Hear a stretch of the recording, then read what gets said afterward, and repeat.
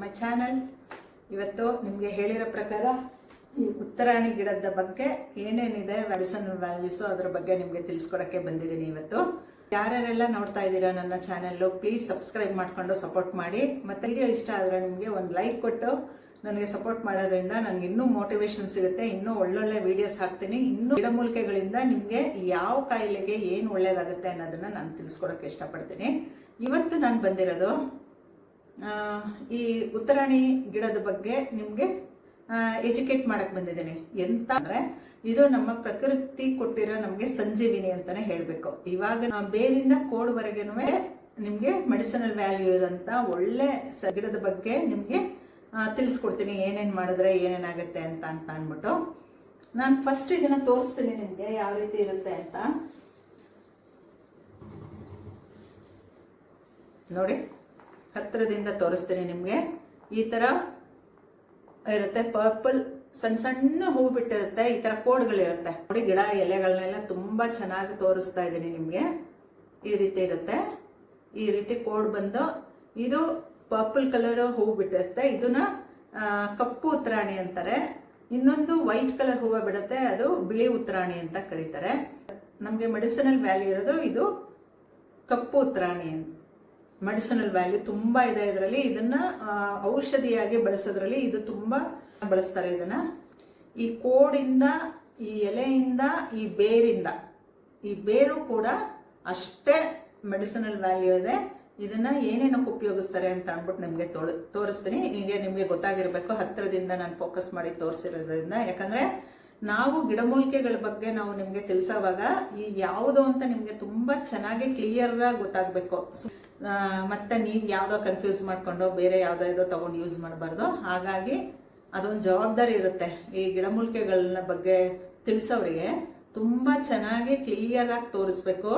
ಎಲೆಗಳು ಏನೇನ್ ಹೂ ಯಾವ ರೀತಿ ಬಿಡುತ್ತೆ ಅದೆಲ್ಲ ತೋರಿಸ್ಬೇಕು. ಆಗ್ಲೇನೆ ನಿಮ್ಗೆ ಇದ್ರದ್ದು ಕರೆಕ್ಟ್ ಆಗಿ ನೀವು ಕಂಡುಹಿಡಿತೀರ ಏನು ಅಂತ ಅಂದ್ಬಿಟ್ಟು. ಎಷ್ಟೊಂದ್ ಜನ ಗೊತ್ತಿದೆ, ಎಷ್ಟೊಂದ್ ಜನ ಗೊತ್ತಿರಲ್ಲ. ಹಾಗಾಗಿ ನಾನು ಹತ್ತಿರದಿಂದ ತೋರಿಸ್ತಾ ಇದ್ದೀನಿ. ಇವಾಗ ಗೊತ್ತಾಯ್ತು ಅಂತ ಅನ್ಸುತ್ತೆ. ಈ ಗಿಡ ಏನೇನಕ್ಕೆ ಒಳ್ಳೇದು, ಏನೇನ್ ಮೆಡಿಸಿನಲ್ ವ್ಯಾಲ್ಯೂ ಇದೆ ಅಂತ ಅಂದ್ಬಿಟ್ಟು ನಿಮ್ಗೆ ತಿಳಿಸ್ಕೊಡ್ತೀನಿ. ಫಸ್ಟ್ ನಾನು ಹೇಳೋದು ಯಾವುದು ಅಂತ ಅಂದ್ರೆ, ಈ ಮಕ್ಕಳಾಗಿರಲ್ವಲ್ಲ ಅಂತವ್ರಿಗೆ ಇದ್ರದ್ದು ಕಷಾಯ ಮಾಡ್ಕೊಂಡು ಕುಡಿದ್ರೆ ನಿಮ್ಗೆ ಒಂದು 2-3 ತಿಂಗಳಲ್ಲೇ ಒಳ್ಳೆ ರಿಸಲ್ಟ್ ಸಿಗುತ್ತೆ ಅಂತ ಹೇಳ್ತಾರೆ. ಅದು ಆಯುರ್ವೇದ ಗ್ರಂಥದಲ್ಲೂ ಕೂಡ ಉಲ್ಲೇಖ ಆಗಿದೆ. ಇದು ಅಂತ ಒಳ್ಳೆ ಗಿಡದ ಬಗ್ಗೆ ಇವತ್ತು ನಿಮ್ಗೆ ಮಾಹಿತಿ ಕೊಡ್ತಾ ಇದ್ದೀನಿ. ಯಾರು ನನ್ನ ವಿಡಿಯೋಸ್ ಯಾರೆಲ್ಲ ನೋಡ್ತಾ ಇದ್ದೀರಾ, ಸಬ್ಸ್ಕ್ರೈಬ್ ಮಾಡ್ಕೊಂಡು ಸಪೋರ್ಟ್ ಮಾಡಿ, ಲೈಕ್ ಮಾಡಿ, ಒಂದು ಕಮೆಂಟ್ ಮಾಡಿ, ಏನ್ ಅನ್ನಿಸ್ತು ನಿಮ್ಗೆ ನನ್ನ ವಿಡಿಯೋ ಬಗ್ಗೆ ಅಂತ ಅಂದ್ಬಿಟ್ಟು ಒಂದು ಕಮೆಂಟ್ ಮಾಡಿ. ನನಗೂ ಇನ್ನೂ ಚೆನ್ನಾಗಿ ಒಳ್ಳೊಳ್ಳೆ ವಿಡಿಯೋಸ್ ಮಾಡಕ್ಕೆ ನನಗೂ ಮೋಟಿವೇಶನ್ ಸಿಗುತ್ತೆ. Thank you. ನೋಡಿ, ಇದು ಸ್ಕಿಪ್ ಮಾಡದಂತೆ ನೋಡ್ಬೇಕು ಇದು. ಯಾಕಂದ್ರೆ ಗಿಡಮೂಲಿಕೆಗಳದ್ದು ನೋಡುವಾಗ ನಿಮ್ಗೆ ಕನ್ಫ್ಯೂಸ್ ಆಗಬಾರ್ದು. ಮಧ್ಯದಲ್ಲಿ ಸ್ವಲ್ಪ ಸ್ಟಾರ್ಟಿಂಗ್ ನೋಡ್ಬಿಟ್ಟು ಆಮೇಲೆ ಲಾಸ್ಟ್ ಅಲ್ಲಿ ಸ್ಕಿಪ್ ಮಾಡ್ಕೊಂಡು ನೋಡಿದ್ರೆ ನಿಮ್ಗೆ ಅಷ್ಟು ಇದ್ರದ್ದು ಏನು ರೆಮಿಡೀಸ್, ಇದ್ರ ಬಗ್ಗೆ ಇದ್ರದ್ದು ಏನು ಬೆನಿಫಿಟ್ಸ್ ಇದೆ ಅದು ಗೊತ್ತಾಗಲ್ಲ. ಹಾಗಾಗಿ ಹೇಳ್ತಾ ಇದ್ದೀನಿ. ಫಸ್ಟ್ ನಾನು ಈ ರೂಟ್, ಈ ಬೇರಿದೆಯಲ್ಲ, ಇದು ತುಂಬಾ ಮೆಡಿಸಿನಲ್ ವ್ಯಾಲ್ಯೂ ಇದೆ. ಇದ್ರ ಬಗ್ಗೆ ನಾನು ತಿಳಿಸ್ಕೊಡ್ತೀನಿ. ಈ ರೂಟ್ನ ಕಿತ್ಕೊಂಡು ಬಂದು ಚೆನ್ನಾಗಿ ತೊಳಿಬೇಕು. ಒಂದು 3-4 ಸಲ ವಾಶ್ ಮಾಡಿ ಚೆನ್ನಾಗಿ ಮಣ್ಣೆಲ್ಲ ಹೋಗಿ ಅದ್ರದ್ದೆಲ್ಲ ಕ್ಲೀನ್ ಆದ್ಮೇಲೆ ಅದನ್ನ ಈ ಅಕ್ಕಿ ತೊಳೆದಿರೋ ನೀರಲ್ಲಿ ಜಜ್ಜಿ ಮಾಡಿ ಇಟ್ಕೋಬೇಕು.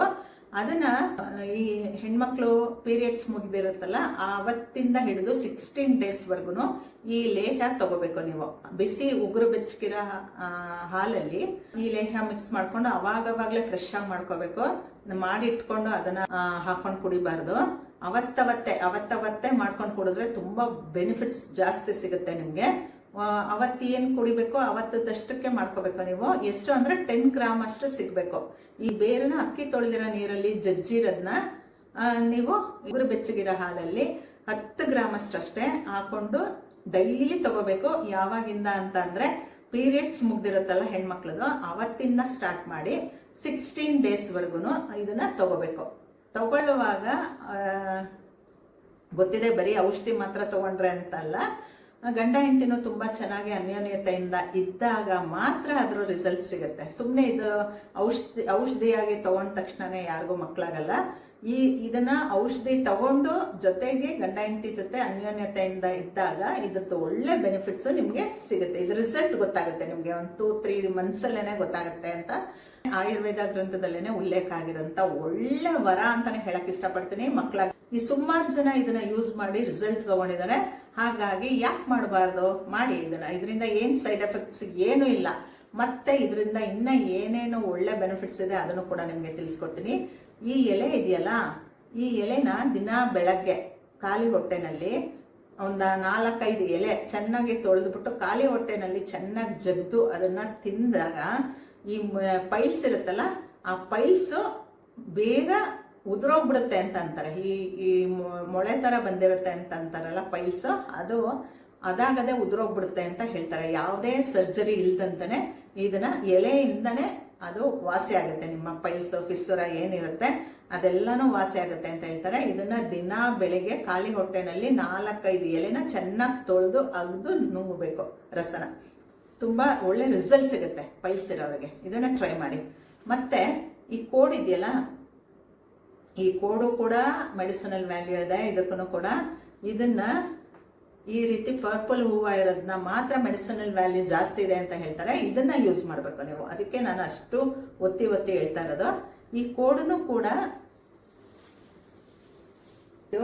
ಈ ಕೋಡ್ ಇದೆಯಲ್ಲ ಇದನ್ನು ಕೂಡ ಚೆನ್ನಾಗಿ ತೊಳೆದು ಜಜ್ಜಿ ಆ ಪೇಸ್ಟ್ ಆಗತ್ತಲ್ಲ, ಜಜ್ಜಿದಾಗ ಚೆನ್ನಾಗಿ ತೊಳೆದು ಜಜ್ಜಿದಾಗ ಪೇಸ್ಟ್ ಆಗೋದನ್ನ 1 ಸ್ಪೂನ್ ಪೇಸ್ಟ್ ಮಾತ್ರ ತಗೋಬೇಕು.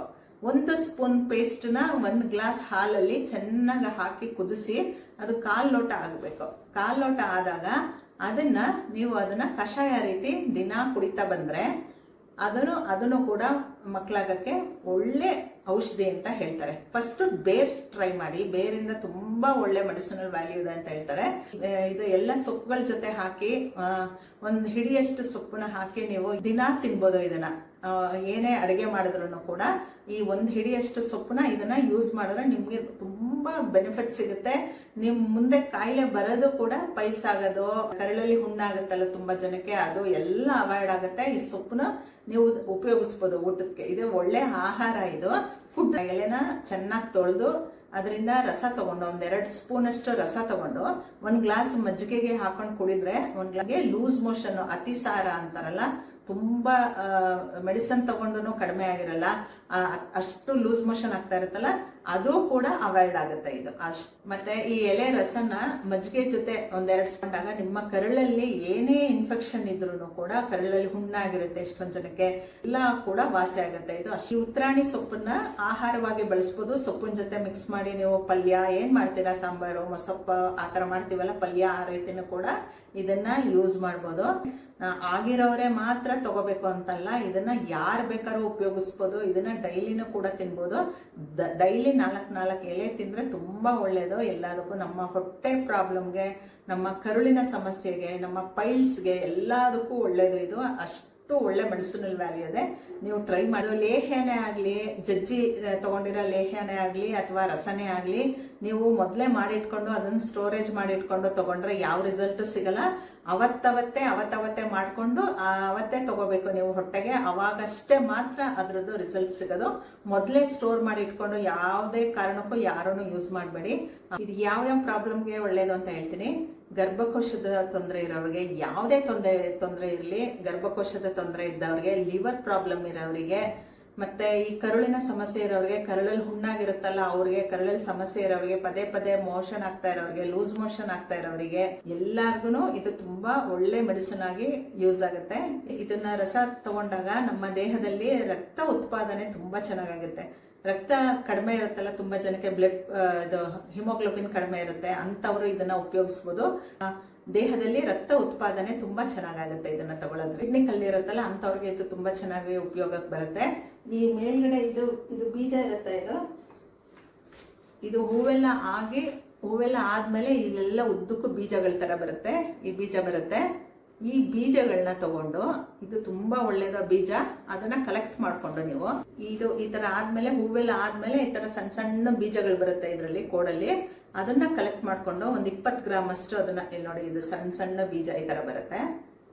ಇದನ್ನ ಕಲೆಕ್ಟ್ ಮಾಡ್ಕೊಂಡು ಕಿಡ್ನಿನಲ್ಲಿ ಯಾರಿಗೆ ಕಲ್ಲು ಸಮಸ್ಯೆ ಇದೆ, ಕಿಡ್ನಿನಲ್ಲಿ ಕಲ್ಲಾಗ್ತಾ ಇರುತ್ತಲ್ಲ ಅವರಿಗೆ 20 ಗ್ರಾಮ್ ಅಷ್ಟು ಬೀಜಗಳನ್ನ ತಗೊಂಡು ಚೆನ್ನಾಗಿ ತೊಳ್ಕೊಂಡು ಅದನ್ನ ನೀರಲ್ಲಿ ಹಾಕಿ ಚೆನ್ನಾಗಿ ಪೇಸ್ಟ್ ತರ ಮಾಡ್ಕೋಬೇಕು. ರಸ ತಗೋಬೇಕು, ಶೋಧಿಸ್ಕೋಬೇಕು. ರಸನ ಫಿಲ್ಟರ್ ಮಾಡ್ಕೊಂಡು ಆ ರಸ ಬರುತ್ತೆ, ಆ ರಸನ ಖಾಲಿ ಹೊಟ್ಟೆನಲ್ಲಿ ಕುಡಿಬೇಕು. ಕುಡಿದ್ಮೇಲೆ 1 ಗಂಟೆ ಏನು ತಿನ್ಬಾರ್ದು, ಹಾಗೆ ಇರಬೇಕು. ಬೆಳಿಗ್ಗೆನೆ ಖಾಲಿ ಹೊಟ್ಟೆನಲ್ಲಿ ಕುಡಿದು 1 ಅವರ್ ಏನು ತಿನ್ಬಾರ್ದು.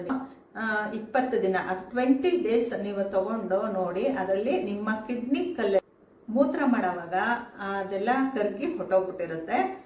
ಎಳ್ಳೆಣ್ಣೆ ಇರುತ್ತಲ್ಲ, ಎಳ್ಳೆಣ್ಣೆಗೆ ಎಲೆನ ಒಂದು ಹಿಡಿಯಷ್ಟು ಎಲೆ ತಗೊಂಡು ತೊಳೆದ್ಬಿಟ್ಟು ಚೆನ್ನಾಗಿ ಇಟ್ಕೊಂಡಿದ್ದು ಎಳ್ಳೆಣ್ಣೆನಲ್ಲಿ ಹಾಕಿ ಕುದಿಸಿ ಆ ಎಣ್ಣೆನ ಶೋಧಿಸಿಟ್ಕೊಂಡಿದ್ದಾಗ ನಿಮ್ಗೆ ಹೊಟ್ಟೆ ಇರುತ್ತೆ. ತುಂಬಾ ಜನಕ್ಕೆ ಹೊಟ್ಟೆ ತುಂಬಾ ದಪ್ಪ ಆಗ್ಬಿಟ್ಟಿರುತ್ತಲ್ಲ, ನೀವು ಏನೇ ಮಾಡಿದ್ರು ಕರಗಿರಲ್ಲ. ಅದು ಅಷ್ಟು ಫ್ಯಾಟು, ಹೊಟ್ಟೆ ಸುತ್ತ ಇರೋ ಫ್ಯಾಟು ಅಷ್ಟು ಈಸಿಯಾಗಿ ಕರಗಲ್ಲ. ಆ ಹೊಟ್ಟೆಗೆ ನೀವು ಹಚ್ಚಿದ್ರೆ, ಫ್ಯಾಟ್ ಇರೋ ಹೊಟ್ಟೆ ದಪ್ಪ ಇರ್ತಾರಲ್ಲ ಅಂತ ಹೊಟ್ಟೆಗೆ ನೀವು ಹಚ್ಚಿದ್ರೆ ಅದನ್ನ ನೀವು ಹೊಟ್ಟೆ ಸುತ್ತ ದಿನ ಹಾಕಿ ಮಸಾಜ್ ಮಾಡ್ತಾ ಇದ್ರೆ ನಿಮ್ಗೆ ಹೊಟ್ಟೆನೂ ಕೂಡ ಕರಗುತ್ತೆ. ಇದು ಕೋಡಲ್ಲಿ ಹೂವೆಲ್ಲ ಉದುರಾದ್ಮೇಲೆ ಬೀಜಗಳು ಬರುತ್ತಲ್ಲ, ಆ ಬೀಜನ ನೀವು ಒಣಗಿಸ್ಬಿಟ್ಟು ಪುಡಿ ಮಾಡಿ ಒಂದು ಡಬ್ಬಿಗೆ ಹಾಕಿಟ್ಕೊಂಡ್ರೆ, ಗ್ಲಾಸ್ ಡಬ್ಬಿ ಅಂತೀವಿ ನಾವು ಸಾಮಾನ್ಯ, ಈ ಪ್ಲಾಸ್ಟಿಕ್ಗೆಲ್ಲ ಯೂಸ್ ಮಾಡಬಾರ್ದು. ಗ್ಲಾಸ್ ಡಬ್ಬಿನಲ್ಲೇ ಆಗಲಿ ಇಲ್ಲ ಸ್ಟೀಲ್ದೆಲ್ಲಾರು ಆಗಲಿ ಹಾಕಿಟ್ಕೊಂಡು ಅದನ್ನ ನೀವು ಮೈಗ್ರೇನ್ ಬರುತ್ತೆ ನೋಡಿ, ಒಂದು ಸೈಡ್ ತಲೆನೋವು ಬರುತ್ತೆ. ತುಂಬಾ ಜನಕ್ಕೆ ಮೈಗ್ರೇನ್ ಸಮಸ್ಯೆ ತುಂಬಾ ಕಾಡುತ್ತೆ. ಈ ಬಿಸಿಲು ಟೈಮಲ್ಲಂತೂ ಆಚೆ ಹೋದ್ರೆ ಸಾಕು ತಲೆನೋವು ಸ್ಟಾರ್ಟ್ ಆಗ್ಬಿಡುತ್ತೆ. ಅಂತವ್ರೆಲ್ಲ ಏನ್ ಮಾಡ್ಬೇಕು, ಇದ್ರ ಬೀಜನ ತೆಗೆದು ಒಣಗಿಸಿ ಪುಡಿ ಮಾಡಿ ಇಟ್ಕೊಂಡು ಆ ಗ್ಲಾಸ್ ಡಬ್ಬಿನಲ್ಲಿ ಇಟ್ಕೊಂಡು ಅದನ್ನ ನಿಮ್ಗೆ ಅಷ್ಟು ಮೈಗ್ರೇನ್ ತುಂಬಾ ತಲೆನೋವು ಬರ್ತಾ ಇರುತ್ತಲ್ಲ, ಆ ಸ್ಮೆಲ್ ತಗೊಂಡ್ರೆ ಸಾಕು, ಆ ಡಬ್ಬಿ ಓಪನ್ ಮಾಡಿ ಸ್ಮೆಲ್ ತಗೊಂಡ್ರೆ ಸಾಕು, ನಿಮ್ಗೆ ಮೈಗ್ರೇನ್ ಕೂಡ ಕಡಿಮೆ ಆಗ್ಬಿಡುತ್ತೆ. ತುಂಬಾ ಜನಕ್ಕೆ ಜ್ವರ ಬಿಟ್ಟು ಬರ್ತಾ ಇರುತ್ತೆ. ನೀವು ಏನೇ ಮೆಡಿಸಿನ್ ತಗೊಂಡ್ರು ಮತ್ತೆ ಅದ್ ಬರ್ತಾನೆ ಇರುತ್ತೆ ಜ್ವರ. ಅಂತವ್ರು ಏನ್ ಮಾಡ್ಬೇಕು, ಈ ಎಲೆ ರಸನ ಔಷಧಿಯಾಗಿ 1-2 ಸ್ಪೂನ್ ಅಷ್ಟು ಡೈಲಿ ತಗೊಂಡಾಗ ಬಿಟ್ಟು ಬರ್ತಾ ಇರುತ್ತಲ್ಲ ಜ್ವರ, ಅದು ಕೂಡ ನಿಮ್ಗೆ ಕಡಿಮೆ ಆಗ್ಬಿಡತ್ತೆ. ಹಲ್ಲು ನೋವು ಇರುತ್ತಲ್ಲ, ಹಲ್ಲು ನೋವಿರೋರು ಇದ್ರದ ಎಲೆನಾದ್ರೂ ಸರಿ ನೀವು ಜಗಿತಾ ಎಲ್ಲಿ ಹಲ್ಲು ನೋವು ಇರುತ್ತೆ ಅಲ್ಲಿ ಇಟ್ಕೊಂಡು ಜಗಿತ್ಕೊಂಡು ಅದ್ರ ರಸ ತಗೋತಾ ಇದ್ರೆ ಆ ಹಲ್ಲು ನೋವು ಕೂಡ ಸಡನ್ ಆಗಿ ಕಡಿಮೆ ಆಗುತ್ತೆ ನಿಮ್ಗೆ ಬೇಗ. ಈ ಎಲೆನ 4-5 ಎಲೆನ ಚೆನ್ನಾಗಿ ತೊಳೆದು ದಿನ ಡೈಲಿ ನೀವು 4-5 ತಿಂದ್ರೆ ಖಾಲಿ ಹೊಟ್ಟೆನಲ್ಲಿ ಏನೇನು ಪ್ರಾಬ್ಲಮ್ ಕಡಿಮೆ ಆಗುತ್ತೆ ಅಂತ ನಾನು ಹೇಳ್ತೀನಿ. ಈ ಪಿತ್ತ ಜಾಸ್ತಿ ಆಗಿ ವಾಮಿಟ್ ಆಗ್ತಾ ಇರುತ್ತೆ ತುಂಬಾ ಜನಕ್ಕೆ, ಅವ್ರಿಗೆ ಪಿತ್ತ ಶಮನ ಆಗುತ್ತೆ. ಮತ್ತೆ ಹೊಟ್ಟೆ ನೋವಿರೋರಿಗೆ, ತಲೆ ಸುತ್ತ ಬರ್ತಾ ಇರುತ್ತೆ ತುಂಬಾ ಜನಕ್ಕೆ, ನೋವಿರೋರಿಗೆ, ಕೆಮ್ಮು, ಜ್ವರ, ಶೀತ ಆಗಿರೋರಿಗೆ, ಅವರೆಲ್ಲರೂ ಡೈಲಿ 4 ಎಲೆನ ಚೆನ್ನಾಗಿ ತೊಳೆದು ತಿನ್ನೋದ್ರಿಂದ, ಹಸಿದು ಹಾಗೇನೆ ತಿನ್ನೋದ್ರಿಂದ ಇಷ್ಟೆಲ್ಲ ಪ್ರಾಬ್ಲಮ್ಗೂ ಸಾಲ್ವ್ ಆಗುತ್ತೆ ಇದರಿಂದ. ಅಷ್ಟು ಇದು ಅದಕ್ಕೋಸ್ಕರನೇ ಅನ್ನೋದು ಇದು ಭೂಲೋಕದ ಸಂಜೀವಿನಿ ಅಂತಾನೆ ಕರೀತಾರೆ ಇದನ್ನ. ಫೈನಲಿ ಏನ್ ಹೇಳ್ಬೇಕು ಅಂತಂದ್ರೆ, ಯಾರ್ಯಾರಿಗೆ ಅಂದ್ರೆ ಫಸ್ಟ್ ಉಪಯೋಗಿಸೋದು ಮಕ್ಕಳಾಗದೆ ಇದ್ದವರಿಗೆ, ಮತ್ತೆ ಹೊಟ್ಟೆ ನೋವಿರೋರಿಗೆ, ಕರುಳಿನ ಸಮಸ್ಯೆಗಳಿರೋರಿಗೆ, ಹೊಟ್ಟೆ ದಪ್ಪ ಇರೋರಿಗೆ, ಫ್ಯಾಟ್ ಇರೋರಿಗೆ, ವಾಮಿಟ್ ಆಗೋರಿಗೆ, ಕೆಮ್ಮು, ಜ್ವರ, ಶೀತ ಎಲ್ಲದಕ್ಕೂ, ಮತ್ತೆ ಕಿಡ್ನಿನಲ್ಲಿ ಕಲ್ಲಿದ್ರೆ ಈ ಹಿಮೋಗ್ಲೋಬಿನ್ ಜಾಸ್ತಿ ಆಗುತ್ತೆ, ರಕ್ತದ ಪ್ರಮಾಣ ಉತ್ಪಾದನೆ ಜಾಸ್ತಿ ಆಗುತ್ತೆ. ನಿಮ್ಮ ಇಷ್ಟೆಲ್ಲ ಸಮಸ್ಯೆಗಳನ್ನ, ಇಷ್ಟೆಲ್ಲ ಪ್ರಾಬ್ಲಮ್ ಲೋಕದ ಸಂಜೀವಿನಿ ಅಂತಾನೆ ಕರೀತಾರೆ ಇದನ್ನ. ಅಷ್ಟು ಒಳ್ಳೆ ರಿಸಲ್ಟ್ ಸಿಗುತ್ತೆ ನಿಮ್ಗೆ, ತುಂಬಾ ಒಳ್ಳೇದು. ಇದನ್ನ ನಿಮ್ಗೆ ದಾರಿಲಿ ಹೋಗ್ತಾ ಇದ್ರೆ ನಿಮ್ಗೆ ಸೈಡ್ ಎಲ್ಲ ಸಿಗುತ್ತೆ. ಇದು ತುಂಬಾ ಜನ ನೋಡಿದ್ರು ಅದನ್ನ ಏನು ಅಂತಾನೆ ಗೊತ್ತಾಗಲ್ಲ. ಇವಾಗ ನಿಮ್ಗೆ ತೋರಿಸಿದೀನಿ ನಾನು. ನಿಮ್ಗೆ ಸಿಕ್ಕಿದ್ರೆ ಬಿಡಬೇಡಿ, ಮತ್ತೆ ಸಿಕ್ಕಿದಾಗ ಹಸಿ ಸೊಪ್ಪನೆ ತಗೊಂಡ್ಬಂದು ನೀವು ಸೊಪ್ಪು ಜೊತೆ ಹಾಕಿ ಮಿಕ್ಸ್ ಮಾಡಿ ಪಲ್ಯ, ಸಾರು ಏನಾದ್ರು ಹಾಕೊಂಡು ಊಟ ಮಾಡ್ಬೋದು. ಈ ಮಕ್ಕಳಾಗದೆ ಇದ್ದವ್ರಿಗೂ ಮಕ್ಕಳಾಗುತ್ತೆ ಅಂತ ಅಂದ್ರೆ ಈ ಬೇರಿನ ಶಕ್ತಿ ನಿಮ್ಗೆ ಗೊತ್ತಾಗುತ್ತೆ ಏನು ಅಂತ ಅಂದ್ಬಿಟ್ಟು. ಆ ಬೇರು ಅಷ್ಟು ಒಳ್ಳೆ ಶಕ್ತಿ ಇದೆ, ಅದನ್ನ ನೀವು ಉಪಯೋಗ ಮಾಡ್ಕೋಬಹುದು. ಅದನ್ನ ಇವಾಗ ಗೊತ್ತಾಗುತ್ತೆ ನಿಮ್ಗೆ. ದಾರಿಲಿ ಹೋಗ್ತಾ ಇದ್ದಾಗ ಯಾವ್ದಾವ್ದು ಸಿಗುತ್ತೆ, ಗಿಡಮೂಲಿಕೆಗಳು ಯಾವ್ದಾವ್ದಕ್ಕೆ ಉಪಯೋಗ ಆಗುತ್ತೆ ಅದನ್ನೆಲ್ಲ ನಾನು ನಿಮಗೆ ತಿಳಿಸ್ಕೊಡ್ತಾ ಇರ್ತೀನಿ. ಹಾಗಾಗಿ ನೀವು ಕೂಡ ಈ ವಾಕ್ ಹೋಗುವಾಗ, ಆಚೆ ಈಚೆ ಹೋಗುವಾಗ, ಎಲ್ಲರೂ ಹೋಗುವಾಗ ನಿಮಗೆ ಕಡ್ಡೆ ಕಾಣಿಸುತ್ತೆ, ಅದನ್ನ ತಗೊಂಬಂದು ಅದನ್ನ ಉಪಯೋಗ ಮಾಡ್ಕೊಳ್ಳಿ ಅಂತ ನಾನು ಮಾಡ್ಕೊಳ್ಳಿ ಅಂತ ಹೇಳಕ್ ಇಷ್ಟಪಡ್ತೀನಿ.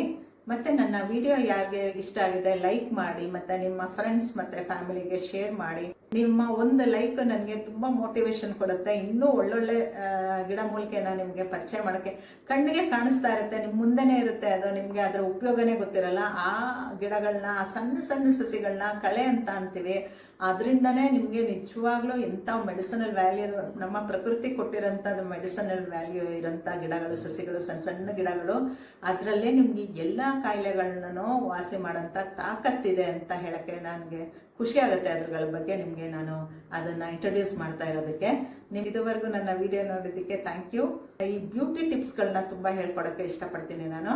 ನಾಳೆಯಿಂದ ಇನ್ನೊಂದು 2-3 ಬ್ಯೂಟಿ ಟಿಪ್ಸ್ ಹೇಳ್ತೀನಿ, ಯಾವ ರೀತಿ ಯಾವುದನ್ನು ಹಚ್ಕೊಂಡ್ರೆ ನಿಮಗೆ ಏನು ಉಪಯೋಗ ಆಗುತ್ತೆ ಅನ್ನೋದನ್ನ. ಹಾಗೆ ಮಧ್ಯ ಮಧ್ಯ ಬಂದು ಗಿಡಮೂಲಿಕೆಗಳ ಬಗ್ಗೆ ನಿಮಗೆ ಎಜುಕೇಟ್ ಮಾಡ್ತೀನಿ. ಓಕೆನಾ? Thank you, bye.